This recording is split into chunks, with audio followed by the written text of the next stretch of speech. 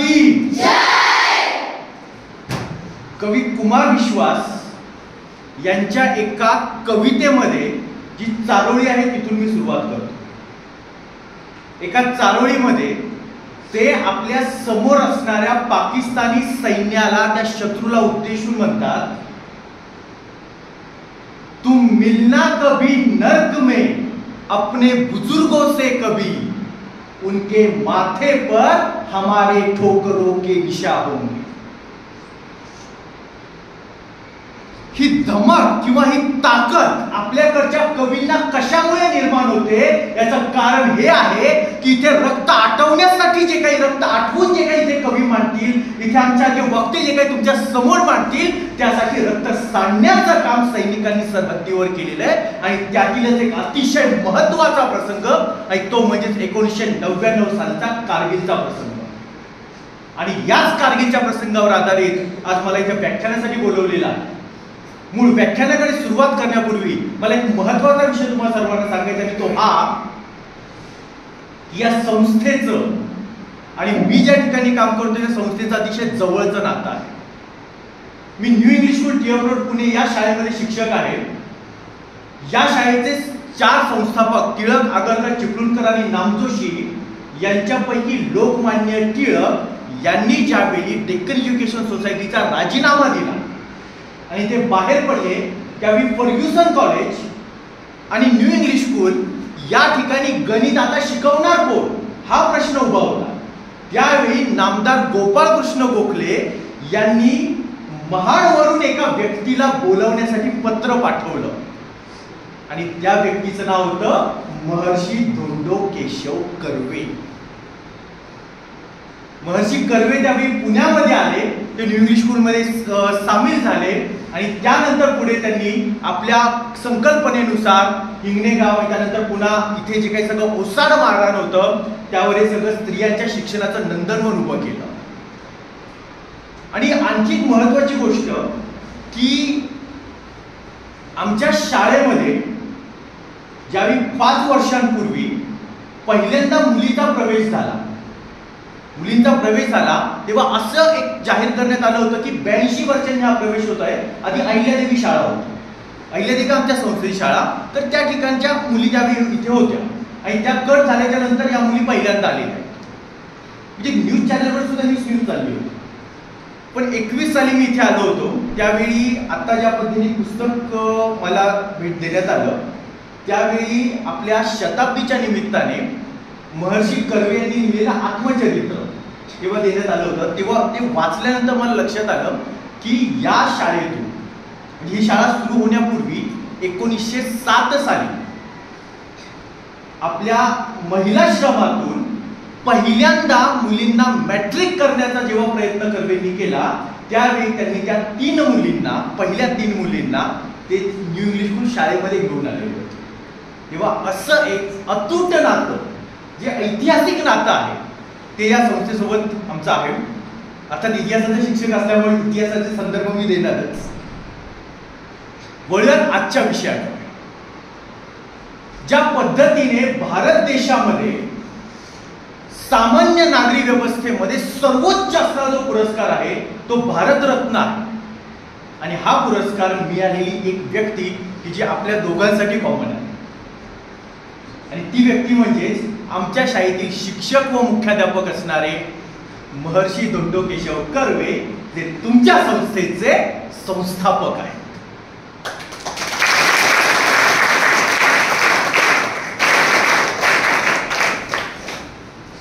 आणि त्याच पद्धतीने सैनिकी क्षेत्रामध्ये जे सर्वोच्च पद दिलं जातं, जो सर्वोच्च पुरस्कार दिला जातो, त्याचं नाव आहे परमवीर चक्र। 1999च्या लढ्यामध्ये ज्या 4 महावीरांना हे परमवीर चक्र मिळालं, त्यांची यशोगाथा, त्यांची संघर्षगाथा मी तुमच्या समोर मांडणार आहे। सुरुवात करतोय आजच्या व्याख्यानाला। हा काश्मीरचा परिसर, काश्मीरचा परिसर म्हणजे काश्मीरचा जसा आपण आज नकाशा काढतो तसा नकाशा नाही बरं का। 1947 साली ज्यावेळी भारत आणि पाकिस्तान दोन्ही स्वतंत्र झाले, भारताची फाळणी झाली, त्यावेळी काश्मीर हा एक स्वतंत्र देश होता एक स्वतंत्र संस्थान होतं, एक स्वतंत्र राज्य होतं. तिथला राजा हरिसिंग याला ते स्वतंत्र देश म्हणून त्याला ते स्वतंत्र राज्य टिकवायचं होतं. पण दोन्ही बाजूनी फायली झाली आणि फायलीच्या नंतर पाकिस्तानी सैन्याने त्यांच्या देशावर हल्ला केला. आपल्याकडून सरदार वल्लभभाई पटेल आणि पंडित जवाहरलाल नेहरू या दोघांनी सांगितलं होतं आमच्यामध्ये सहभागी व्हा. तुमचा देश जो तुम्ही स्वतंत्र ठेवण्याचा प्रयत्न करताय तो सरहद्दीवर आहे आणि भारत पाकिस्तानच्या सरहद्दीवर असणारा कोणताही देश स्वतंत्र राहू शकत नाही. त्याला एकतर इकडे यावं लागेल किंवा तिकडे जावं लागेल. तुम्ही आमच्याकडे या. हरिसिंगाला ते मान्य नव्हतं आणि पाकिस्तानकडून हल्ला झाला आणि जेव्हा त्यांना लक्षात आलं की आपल्या हातून आपला देश निसटून चाललेला आहे तसे ते सरळ दिल्लीला आले आणि दिल्लीला आल्यानंतर त्यांनी पुढचा प्रश्न विचारला की मला आमच्या देशाच्या स्वातंत्र्यासाठी, आमच्या काश्मीरच्या स्वातंत्र्यासाठी मला तुमचं सहकार्य हवं आहे. नेहरूंनी आणि पटेलांनी विचारलं आम्ही कोणत्या आधारावर तुम्हाला सहकार्य करू? तो भागच आमचा नाही. हरिसिंगांनी विचारलं मग करू काय? आणि यांनी समोर ठेवला सामीलनामा. आठवतोय ना?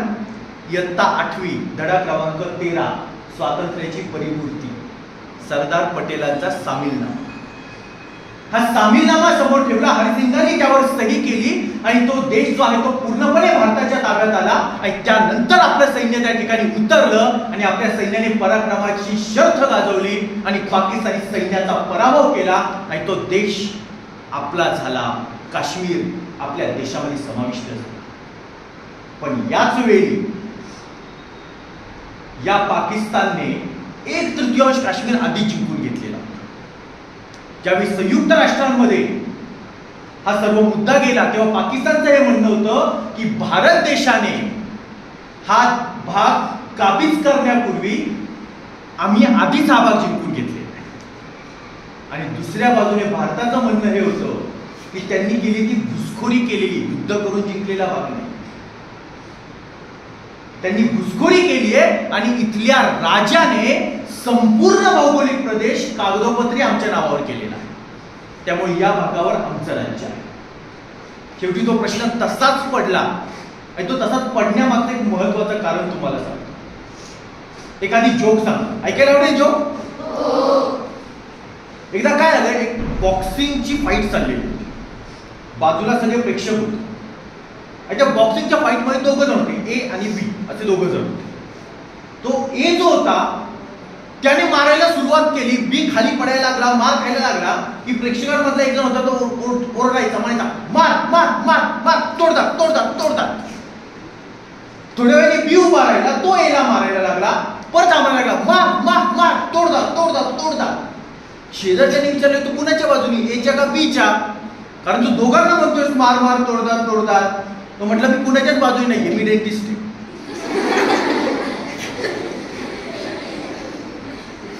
तुमचं काहीही झालं तरी फायदा माझा. हीच गोष्ट जागतिक पातळीवर अमेरिकेने. दुसऱ्या महायुद्धाच्या काळामध्ये अमेरिकेकडे शस्त्रांचा कारखाना होता. महायुद्ध संपलं, आता कारखाने बंद पडते. मग मार मार मार, तोडतात तोडतात तोडतात. इकडून मार मार, तोडतात तोडतात. शेवटी यांची शस्त्र विकली जाणार. त्यामुळे हा विषय तसाच भिजत राहिला, तसंच भिजत होऊन राहिलं आणि त्याच्यावर अनेक वेळा त्या ठिकाणी कारवाई झाली, युद्ध झाली. आपण दरवेळी या ठिकाणी विजय मिळवलेला आहे. आणि त्यानंतर भारत देशामध्ये थोडासा विस्कळीतपणा मधल्या काळामध्ये आला. हा विस्कळीतपणा म्हणजेच 1984 साली भारत देशाच्या पंतप्रधान इंदिरा गांधी यांना त्यांच्या संरक्षकांनी गोळ्या घालून ठार केले. 1991 साली पंतप्रधान पदावरून बाजूला झालेले आणि त्यानंतर पुन्हा एकदा निवडणुकीसाठी लढणारे राजीव गांधी यांना बॉम्बस्फोटामध्ये उडवलं गेलं. 1991 साल प्रचंड मोठ्या आर्थिक दुरावस्थेमध्ये आपला देश सापडला. आठवतो ना इतिहास? इयत्ता 9वी धडा क्रमांक 2 1960 नंतरच्या भारतातील घडामोडी. या सगळ्या परिस्थितीमुळे यानंतर अनेक वेळा पंतप्रधान बदलत होते आणि भारत स्थिर नाहीये याची जाणीव पाकिस्तानला झाली आणि त्यानंतर पाकिस्तानने ठरवलं की आता आपल्याला या देशामध्ये पाऊल टाकायचं. अटल बिहारी वाजपेयी नुकतेच पंतप्रधान पदाच्या गादीवर बसले. ते तिसऱ्यांदा बसलेले होते. पहिल्यांदा बसले फक्त 13 दिवसांसाठी, दुसऱ्यांदा बसले त्यावेळी त्यांनी अण्वस्त्र चाचणी केली, अणुबॉम्बची चाचणी केली आणि हा देश अण्वस्त्र सज्ज आहे असं जाहीर केलं. आणि तिसऱ्यांदा ज्यावेळी ते पंतप्रधान पदाच्या खुर्चीवर बसले, त्या पदावर बसले, त्यावेळी भारत आणि पाकिस्तान यांच्यामध्ये शांतता प्रस्थापित व्हावी यासाठी त्यांनी प्रयत्न सुरू केला. ते पाकिस्तानमध्ये गेले, तिथल्या पंतप्रधानांची नवाज शरीफांची भेट घेतली आणि त्यानंतर दोन्ही देशांमध्ये शांतता राहील अशा पद्धतीने तजवीज सुरू केली. ते माघारी आले, पण ज्यावेळी त्यांची सगळी भेट चाललेली होती त्याच वेळी पाकिस्तान आर्मीचे प्रमुख परवेज मुशर्रफ यांच्या डोक्यामध्ये काहीतरी वेगळी खेळी चालली होती.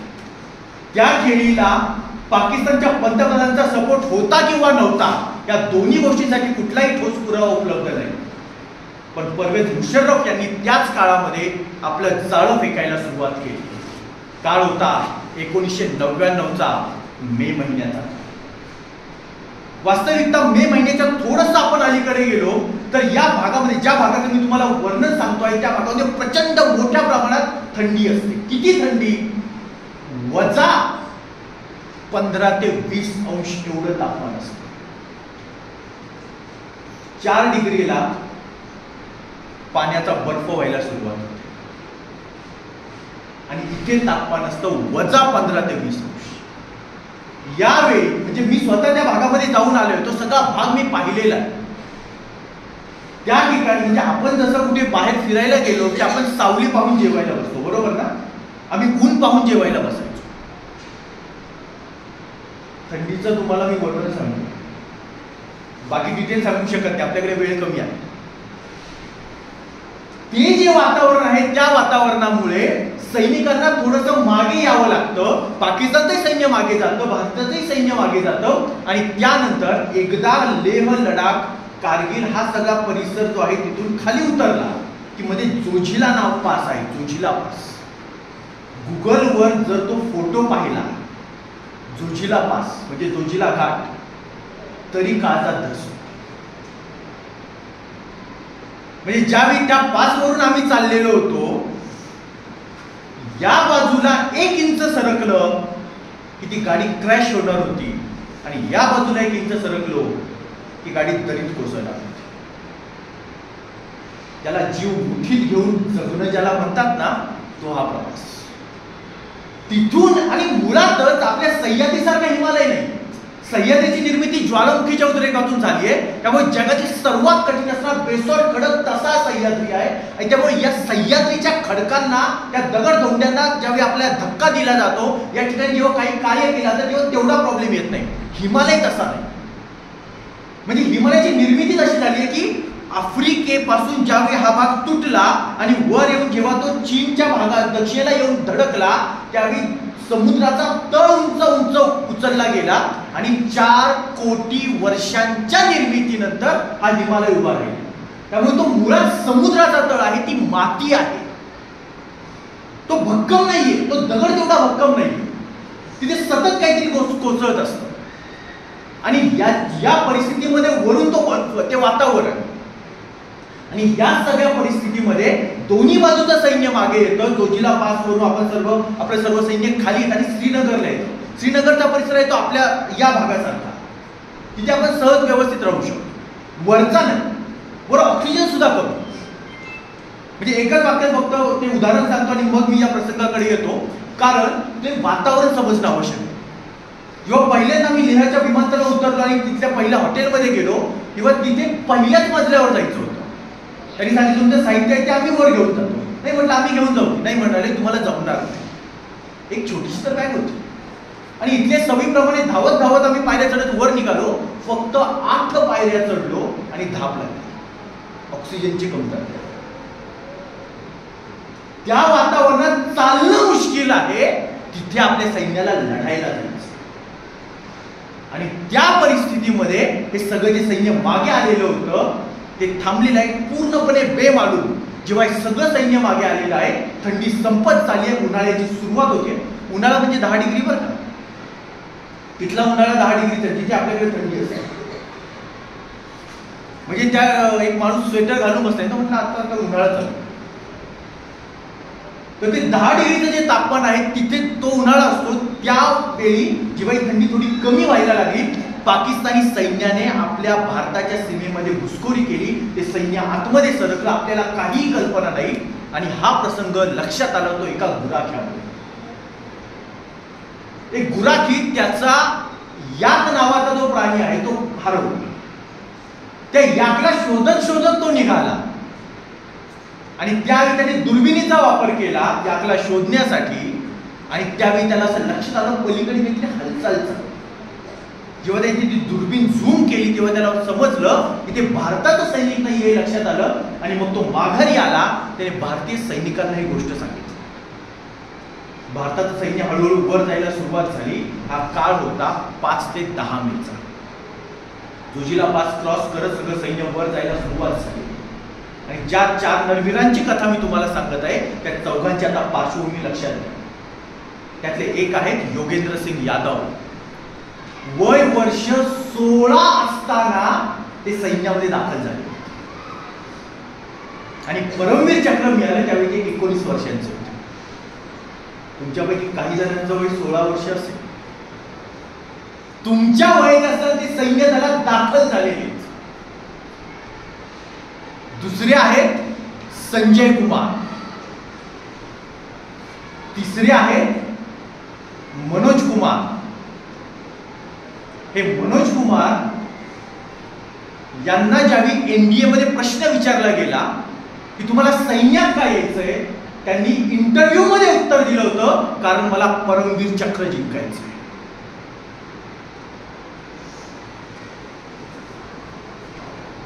म्हणजे एखाद्या नुकत्या शिक्षण झालेल्या व्यक्तीला, समाजकार्यात उतरणाऱ्या व्यक्तीला विचारावं तुला का म्हणून समाजकार्य करायचंय, तर त्याने सांगावं मला देशातील सर्वोच्च पदकांपैकी पद्म पुरस्कार काहीतरी हवाय. अशा प्रकारचं ते उत्तर.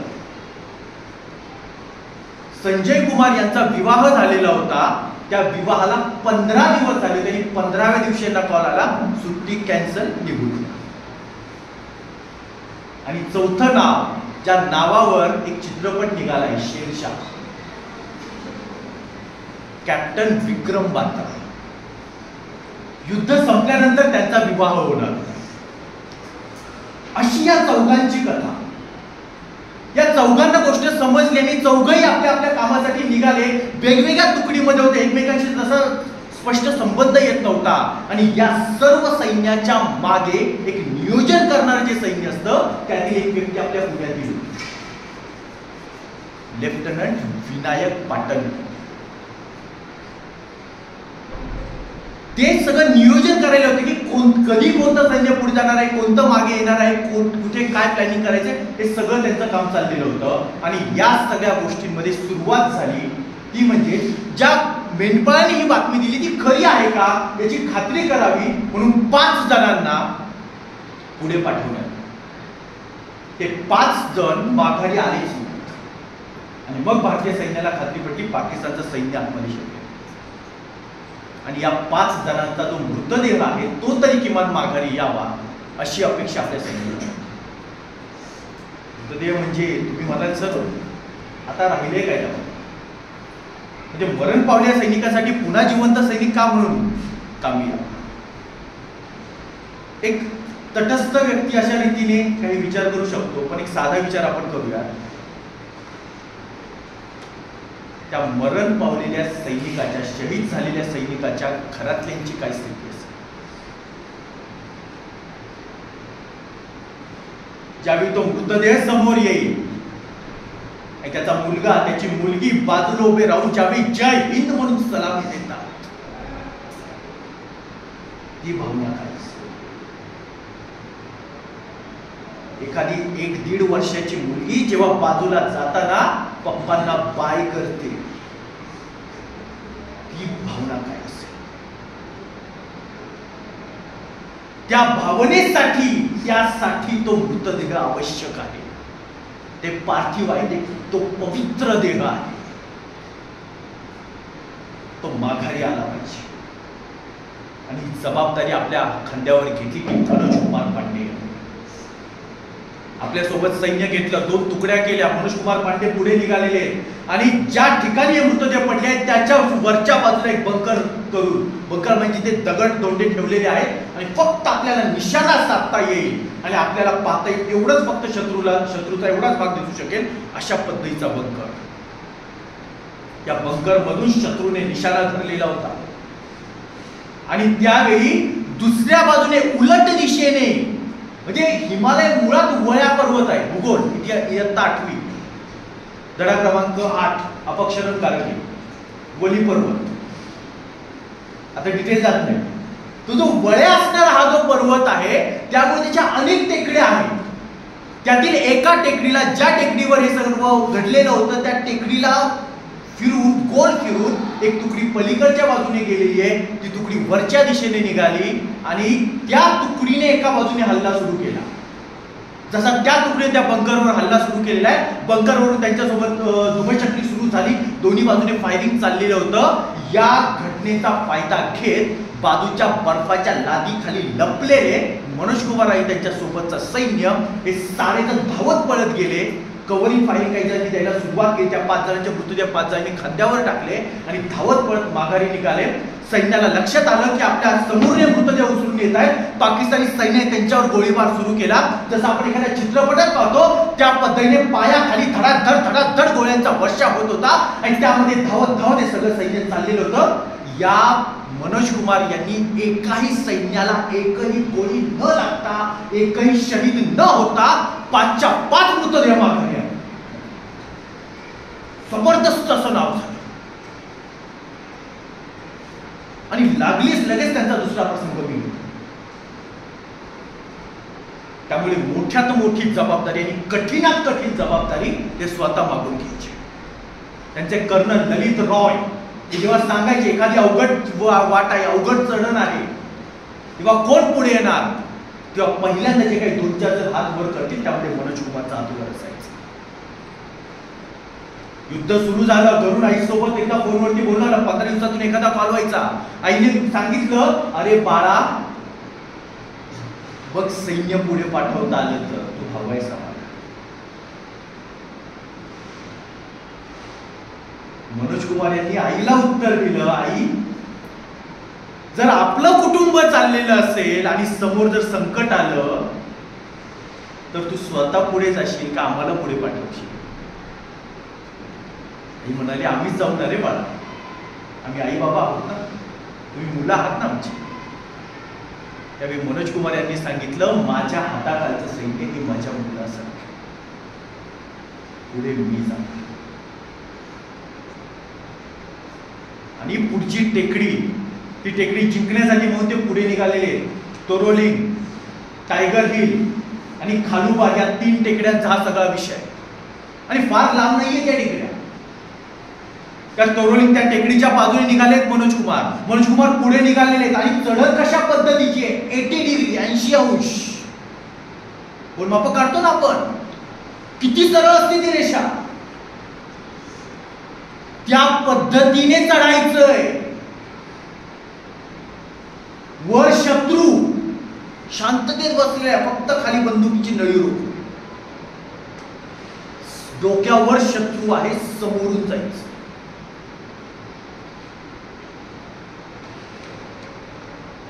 आणि मनोज कुमार यांनी ती चढाई करायला सुरुवात केली. सोबत सैन्य होतं. ही सगळी चढाई रात्रीच्या वेळी होत होती, दिवसा शक्य नाही. बरं, रात्रीच्या वेळीचा जो प्रसंग असा आहे, जे शत्रूचं सैन्य ते करतंय काय, त्यांच्याकडे एक विशिष्ट प्रकारचा एक बॉम्ब होता. तो बॉम्ब फोडला की त्यानंतर प्रचंड मोठा असा उजेड, साधारण 3 ते 4 मिनिट राहायचं. दिवसासारखं वातावरण निर्माण व्हायचं. आणि दर 3 ते 4 मिनिटांनी ते हा बॉम्ब फोडायचे.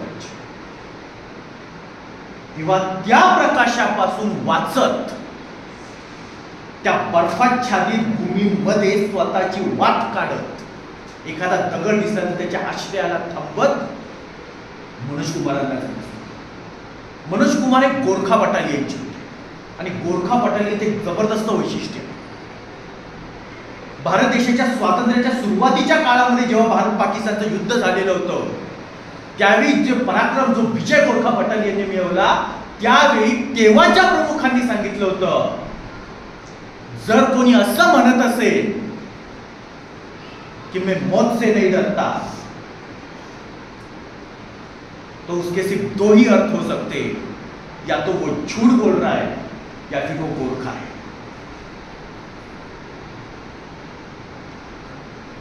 आणि या गोरखा बटालियन मध्ये मनोज कुमार होते. ते निघाले पुढे निघालेले. किती जवळ शत्रूचं सैन्य अक्षरशः 100 मीटर वरती पोहोचले. तिथेच त्यांची ती सगळे ज्यांचे बंकर आहे ते त्या ठिकाणी आहे आणि त्या ठिकाणी ते बाजूला थांबले आणि शत्रूला इथे काहीतरी हालचाल होते हे जाणवलं आणि धाड धाड धाड धाड फायरिंग सुरू झाली.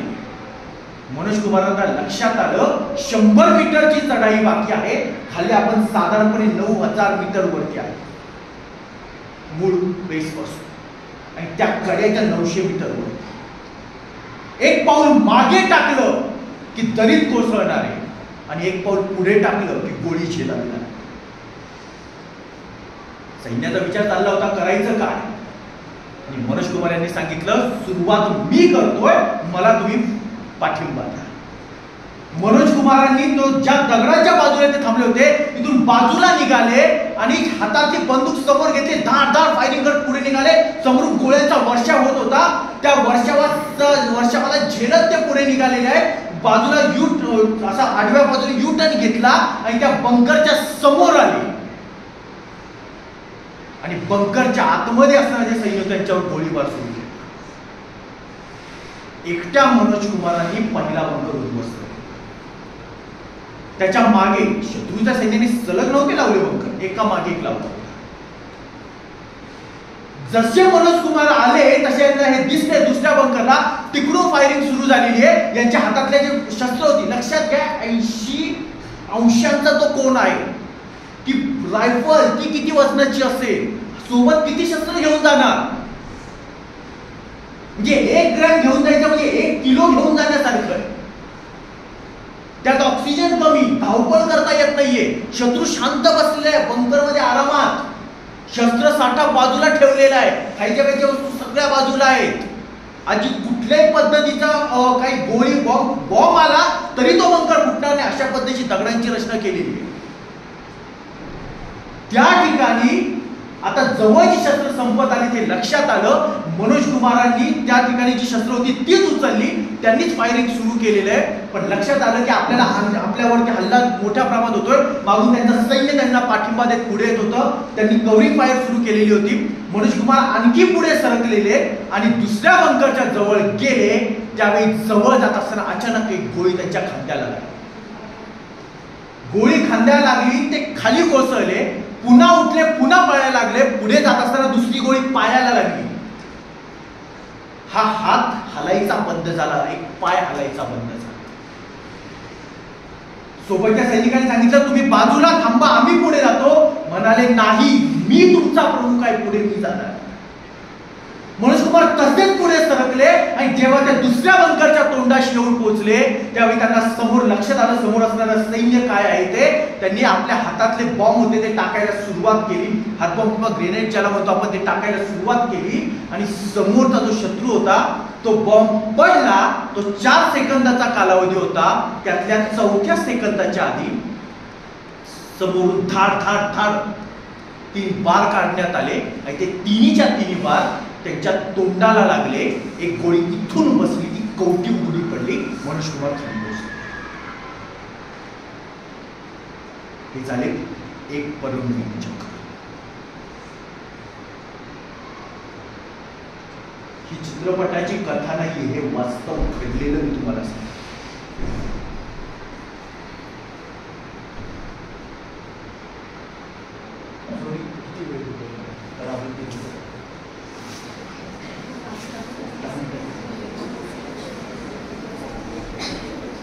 दुसरी आणि या नंतरच्या कथेने थोडं फास्ट घेतो, पुन्हा कधी वेळ आली तर पुढच्या कथा सांगेल मी तुम्हाला. दुसरी कथा आहे ती संजय कुमार यांची. संजय कुमार ज्यावेळी अशाच पद्धतीने, आता हे सगळं डिटेलिंगची आवश्यकता नाही, सरळ मुख्य प्रसंगाला हात घालतो. ज्या बंकरच्या खाली संजय कुमार होते इथपर्यंत ते जाऊन पोहोचले होते, त्यांच्या डोक्यावर 2 नळ्या होत्या आणि त्या 2 नळ्या कंटिन्युअस फायरिंग करत होत्या. कधीपर्यंत? त्या मशीन गनची संपूर्ण जी काही गोळ्यांची आहे क्षमता आहे ती संपूर्ण संपली. म्हणजे 1000 गोळ्या एकदा दागायच्या, त्यानंतर काही सेकंदांचा ब्रेक, दुसरं गोळ्यांचे जे त्या ठिकाणी ते लावेपर्यंत आणि पुन्हा फायरिंग सुरू. मनोज कुमारांना संजय कुमारांना हे लक्षात आलं की इथून आपण आज जाऊ शकत नाही आणि शत्रूच्या आपण इतक्या जवळ आहे की गोळी सोडा वरून त्यानुसार दगड जरी टाकला ना तरी आपण मरणार, कारण तो डोक्यावर आहे. हे चिकटून थांबले बंकर. त्या दगडाच्या एका बाजूला संजय कुमार आहे, दुसऱ्या बाजूला शत्रू आहे. काय करायचं? आणि खाली असणाऱ्या आपल्या सोबतच्या एका अधिकाऱ्याला आवाज दिला. त्यांनी सांगितलं त्या नळ्या ओढा. नळ्या म्हणजे त्या ज्या रायफल असतील त्या ओढून बाहेर काढा. कंटिन्युअस होणाऱ्या फायरिंगमुळे तापून लाल बुंद झालेल्या यांच्या सोबत जे काही त्यांच्या खिशावर जे काही फर्स्ट एड असतं त्याच्यामध्ये जी पट्टी आपण बांधतो ना, तशा प्रकारची पट्टी स्वतःकडे जी होती ती घेतली. आपल्या सोबत जो सहकारी होता त्याच्याकडची पट्टी घेतली. त्या पट्ट्यांनी त्यांनी ते नळ्या धरल्या आणि त्या ओढल्या. जशा त्या नळ्या ओढल्या, रायफल बाहेर पडल्या, त्यांचे दोन्ही हात भाजलेले होते. शत्रूला लक्षात आलं आता आपल्या समोर इथेच भारतीय सैनिक पोहोचलेले आहे, आता यांना ठार करायचं. त्यांनी दुसरी बंदूक काढून गोळी घालायला किती वेळ लागणार आहे?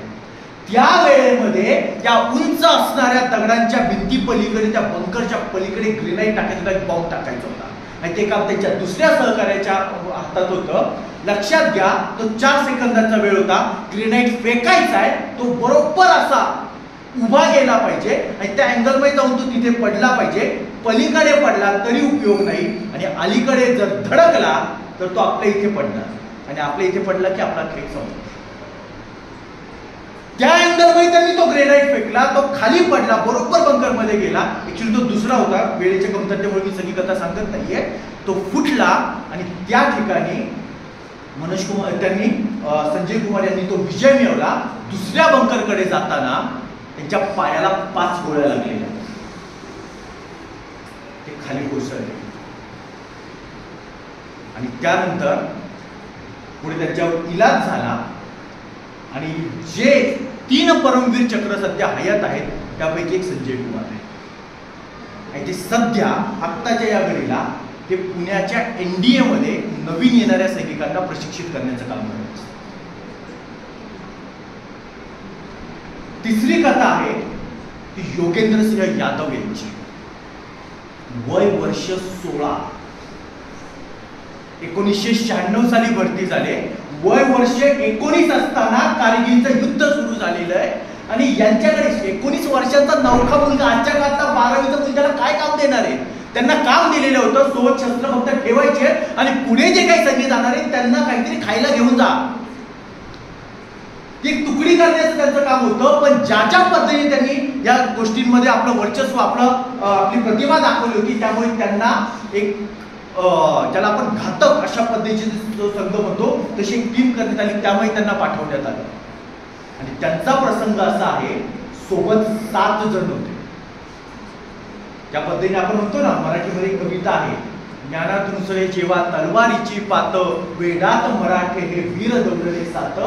तसाच प्रसंग इथे घडलेला आहे. समोर शत्रूने जो काही गोळीबार सुरू केलेला आहे त्यामध्ये यांच्या पायाजवळ जो बॉम्ब फेकला, त्यांच्या पायाजवळ पडला, तो पाय उडाला. त्यांना लक्षात आलं पाय गेला आपला. त्यांनी हात लावून पाहिलं, पाय जागेवर होता पण हालचाल बंद होती. थोडंसं सरकत खाली आले. आपल्या दुसऱ्या सहकार्याला सांगितलं तिथे काहीतरी पट्टी लाव. त्यांनी सांगितलं तू फायरिंग चालू ठेव, मी पट्टी करण्याचं काम करतो. यांनी फायरिंग चालू ठेवलेली आहे. त्या दुसऱ्या सहकार्याने ती पट्टी लावण्यासाठी काढली, त्याची जी पिन असते ती काढली आणि अशी गोळी बसली, तो सहकारी खाली बसला. ही कथा मी संजय कुमारांच्या तोंडून ऐकलेली कथा मी सांगतो. यामध्ये काल्पनिक काहीही नाही. एका बाजूला हा सहकारी होता, दुसऱ्या बाजूला दुसरा सहकारी होता. त्याने त्यांना सहकार्य करण्याचा प्रयत्न केला, त्यालाही तशीच गोळी लागली, तोही खाली कोसळला. संजय कुमारांनाही त्या ठिकाणी खांद्याला गोळी लागली, तेही खाली कोसळले. आणि यानंतर 8 ते 10 जण खाली आले. त्यांनी सगळ्यांना एक पद्धत असते की समोरचा सैनिक मेलाय की जिवंत आहे चेक कसं करायचं, त्याला गोळ्या घालायच्या, त्या मृतदेहाला गोळ्या घालायच्या. हे गोळ्या घालत होते. गोळ्या घातल्याच्या नंतर तो मृतदेह उडत होता. तो धक्का असतो ना मोठा गोळीचा, तो जागेवर तो उडायचा आणि लक्षात यायचं की हा मेलेला. ज्यावेळी ही गोष्ट लक्षात आली, योगेंद्र सिंह त्या ठिकाणी आहेत, योगेंद्र सिंहांवर गोळ्या घालायला सुरुवात करण्यात आली. एक गोळी पायावर, एक गोळी हातावर, धाड खांद्यावर गोळ्या बसतायत. त्यांना लक्षात आलं आपले सगळे अवयव आता जायला लागलेले, आपण निकामी व्हायला लागले. पण गोळी लागत होती, प्रचंड वेदना होत होत्या, पण एखाद्या मृतदेहासारखे ते पडलेले होते. हे सैन्य माघारी फिरलं आणि ते वर जाणार तितक्यात योगेंद्र सिंहांचा एक हात जो चांगला होता, त्या हातात त्यांनी त्याचा ग्रेनाइट काढला, त्याची पिन काढली आणि ती फेकली. त्या समोरच्या शत्रूच्या खांद्यावर पडली. एक इकडं मरून पडला, एकाचं मुंडकं दुसऱ्या बाजूला पडलं. जे 6-7 जण होते त्यातले मरण पावले, 1-2 जण माघारी गेले. त्यांनी सांगितलं 5 जण नाही येते, 1-2च असतील आता. 30-40 जण आले, धाड धाड धाड धाड फायरिंग सुरू केली. आणि या सगळ्या फायरिंग मध्ये एक गोष्ट यांना जाणवली की आपल्याला सगळीकडे बॉडीला गोळ्या लागतायत, ती सहन करण्याची क्षमता आपल्यामध्ये आहे, पण आपण मरत नाही याचा अर्थ आपण जगणार. तो प्रचंड मोठा कॉन्फिडन्स, तो आत्मविश्वास निर्माण झाला. आणि त्यातच एक गोळी त्यांच्या छातीवर बसली आणि त्यांच्या छातीवर त्यांच्या खिशामध्ये एक चिल्लरचं पाकिट होतं.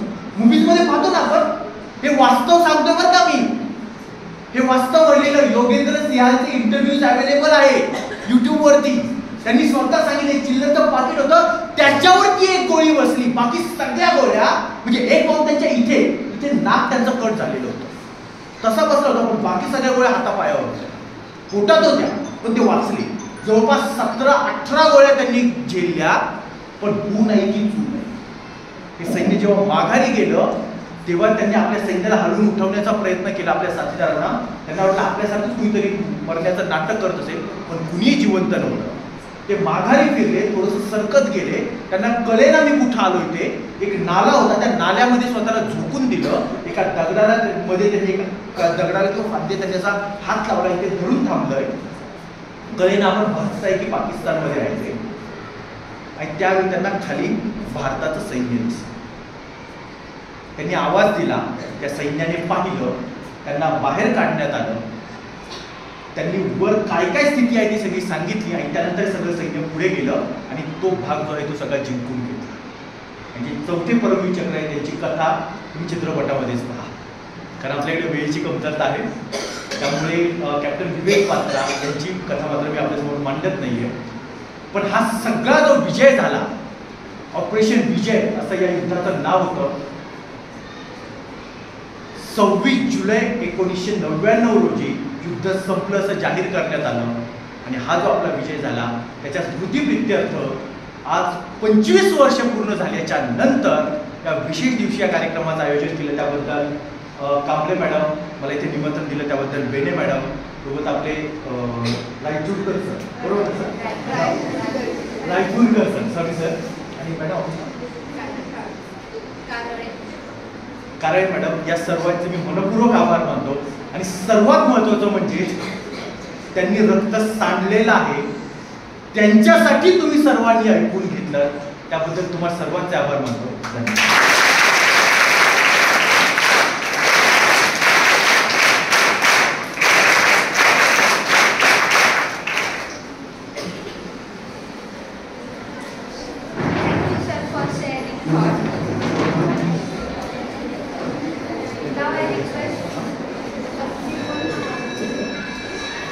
Thank you, sir, for sharing such wonderful thoughts.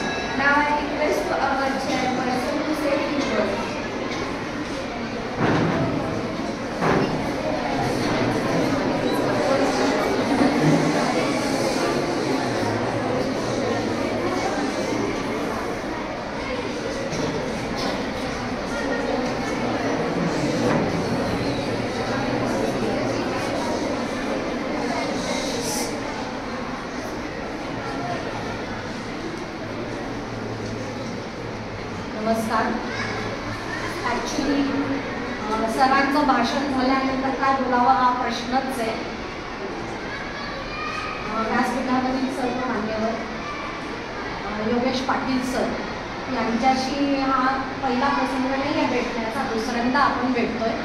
मागे जेव्हा लॉकडाऊन होतं त्या लॉकडाऊनच्या काळामध्ये देखील आपण एक कारगिलवरती असाच एक कार्यक्रम केला होता. तेव्हा पण पाटील सर आले होते आणि त्यांनी खूप डिटेलमध्ये कारगिल युद्धाची माहिती पूर्ण नकाशासहित दाखवलेली मला आज परत ती आठवली पूर्ण डिटेलमध्ये. तर असे वक्ते आपल्याला मिळणं हे आपलं भाग्य आहे. जसं आपण सैनिक म्हणतो तर सैनिकांसारखंच परत परत त्या गोष्टींची उजळणी करणं जी गरजेचे असते ती अशा लोकांच्या मदतीने होत असते असं वाटतं. तर व्यासपीठामधील सगळ्या मान्यवरांचं मी त्यांना हे करते आणि तुम्ही विद्यार्थी घेतो. कसं आहे की आपण हे जे 25 वर्ष पूर्ण झाले कारगिलचे आपण हे जे सादर करतो, ॲक्च्युली मी इंग्लिशमध्ये तयारी केली होती, थोडंसं इंग्लिशमध्येच बोलणार आहे. When we celebrate such an occasion,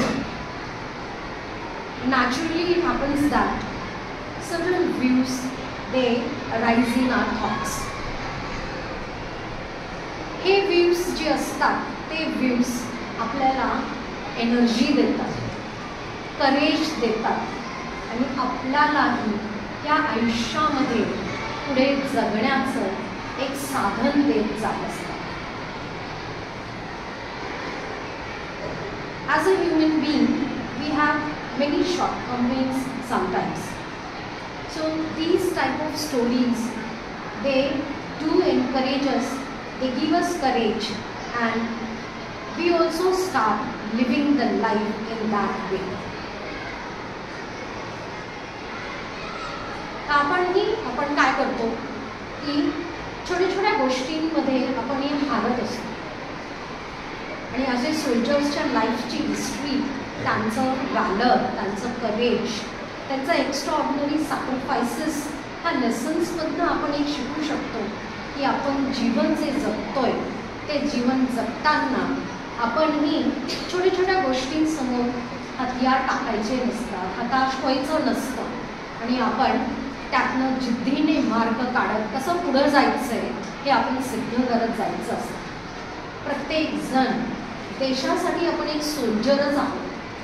जेव्हा आपण काय करू शकतो, जेव्हा आपण आपलं कार्य हे 100% देऊ शकतो आणि दिल्यानंतर आपण आपल्यामध्ये कधीही हा रिग्रेट नसला पाहिजे की अरे चा मी अजून हे करू शकले असते. इथपर्यंत जर कार्य आपण सगळेजण करू शकलो तर आपण ही देशाच्या या घडामोडींना हातभार लावत असतो.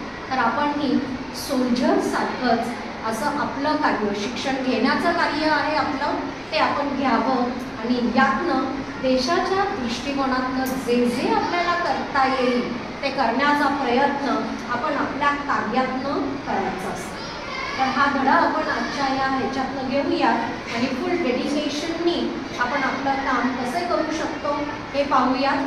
दुसऱ्यांसाठी एक इन्स्पिरेशन आपण कसे बनवू शकू हे बघूयात आणि आपण या पद्धतीने आपण स्वतः एक एक्झाम्पल सेट करूयात आणि कार्यातनं ते एक्झाम्पल सेट करूयात असंच मी थोडक्यात सांगते आणि माझं भाषण संपतो. धन्यवाद.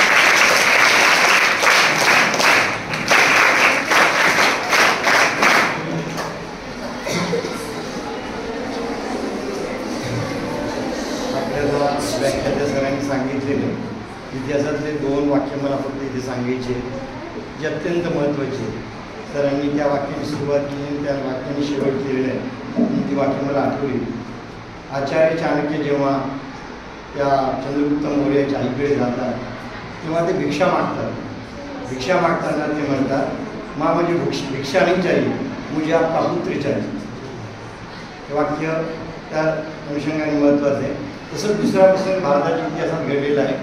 तो भारताच्या स्वातंत्र्याच्या काळात जेव्हा सुभाषचंद्र बोस यांनी आपल्या दूरदर्शनवरून त्या आकाशवाणीवरून सांगितलं होतं की तुम मुझे खून दो मैं तुम्हें आज़ादी दूँ. की दोन्ही वाक्य आणि आज सरांनी सांगितलेले वाक्य आहे या तीनही गोष्टी एका माळ्यात गुंतल्या जातात. त्यामुळे आपण सगळ्यांनी लक्षात ठेवायचं, आपल्या देशासाठी आपण आपलं रक्त दान केलं पाहिजे, रक्त दिलं पाहिजे. म्हणजे वेगवेगळ्या पद्धतीने देता येतं ते, एवढं सांगताना.